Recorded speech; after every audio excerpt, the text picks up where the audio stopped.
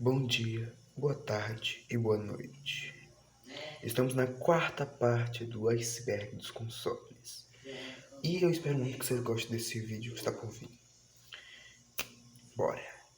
E o primeiro console foi uma recomendação do envelopado Dev 2, que é esse daí que está por vir. Vamos começar por sugestão dos inscritos. O BBC Micro. O BBC Micro, ele era um computador com um pequeno foco em jogos. E ele não é bem um computador, era uma linha de computadores que muito provavelmente tá falido hoje em dia. Deve ter algum, mas não sei ao certo, não pesquisei tanto assim. E a data de seu lançamento foi em 1981.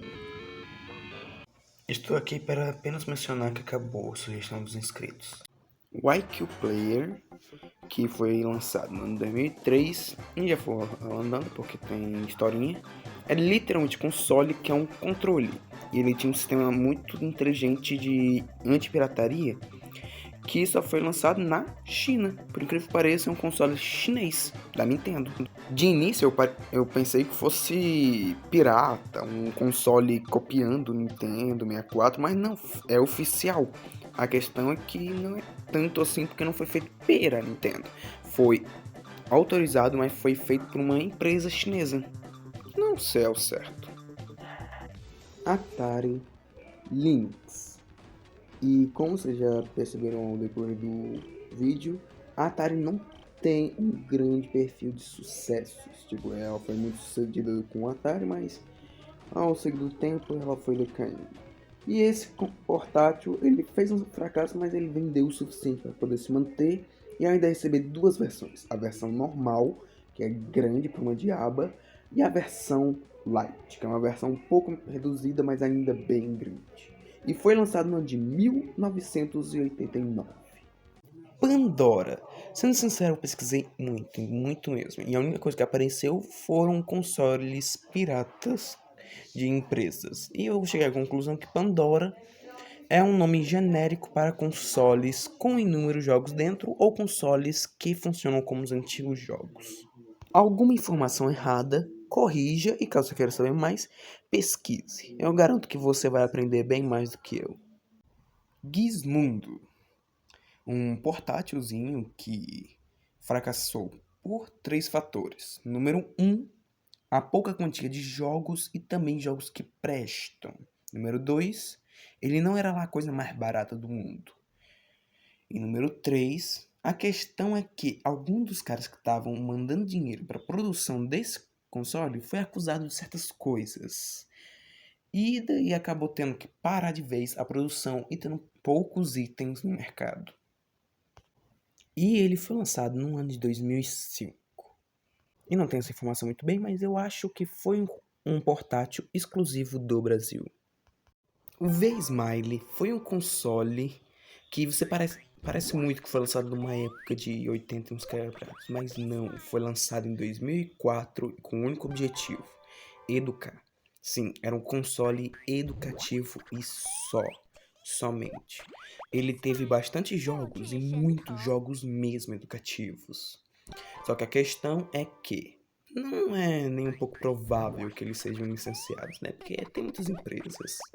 E continuando com o V-Smile, temos o Bolso V-Smile, Pocket V-Smile também. E o V-Smile foi lançado em 2004, eu acho. Eu não consegui encontrar essa informação muito a fundo. E é só isso que eu tenho pra falar sobre esse console mesmo. Portátil. Falei console. É um portátil, bicho burro. Sega Pico. E sem nenhuma brincadeira, isso é um console barra PC da Sega. E esse pequeno aparelhinho foi lançado no ano de 1983. E o curioso é que ele não tinha tela. Os jogos eram a tela, sem nenhuma brincadeira. E com a fitinha a mais era possível transmitir para a televisão e usando a caneta era capaz de fazer os desenhos que estavam pedindo dentro do jogo. Videogame Nuon. Eu não sei pronunciar direito, por isso está aí na tela. E eu pesquisando não encontrei nada, quase nada. Sério, eu não encontrei quase nada, só encontrei mesmo a data que ele foi lançado, que foi em 1999. Só, é como se ele basicamente não tivesse existido.